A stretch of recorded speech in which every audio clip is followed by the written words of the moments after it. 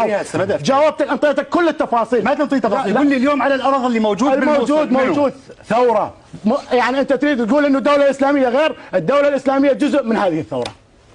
يعني انتم متحالفين مع الدوله الاسلاميه؟ متحالفين والله. اذا من انتم اليوم شنو المشروع اللي فايتين به؟ يعني قصدي انتم وين ماخذينه؟ ايش راح تسوون بينا؟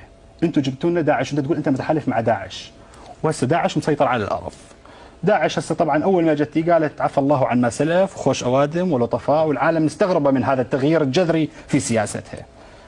بعدين قالت يا بعدنا كم اسم بس سلمونا اياهم.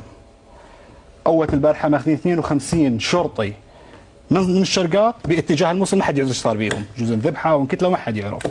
اخذوا اسرى من قاعده سبايكر، جروهم جر 1700 واحد، فوتوهم. السني اطبق على صفحه الشيعة اعدامات في مواقع الرئاسيه في تكريت. هاي تصرفات قاعد، مو القاعده، مو تصرفات مو الثوار. وين دليلك؟ الفيديو مالتهم انت ما شفته؟ لا ما شفته. اي شوفه، شوف الفيديو مالتهم. ليش ما مفبرك؟ شوف ليش ما مفبرك؟ شوف الفيديو. انا اللي شفته. لا انا اللي شفته، اللي شفته على ارض الواقع بالموصل. كل من القى السلاح راح بيته وما حد عرف. الان هم فاتوا بهذا المشروع وجابوا لنا بديل عن الجيش داعش. شو يريدون بعدين؟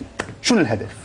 يعني قصدي وين رايحين؟ ايش تريدون تسوون؟ نحكم نفسنا بنفسنا. شلون تحكم نفسك؟ ما يجينا شيعي بكل شيء، بكل شيء، شلون؟ كل المقومات. ما يجيني شيعي يتحكم بي ويتعدى على مقدساتي، زين، ويسب سيدنا عمر وسيدتنا عائشه. طلعهن. شنو اللي طلعهن؟ شنو اللي طلعهن؟ هذا شنو اللي طلعهن؟ طلع. اذا رئيس حكومتك يقول انا شيعي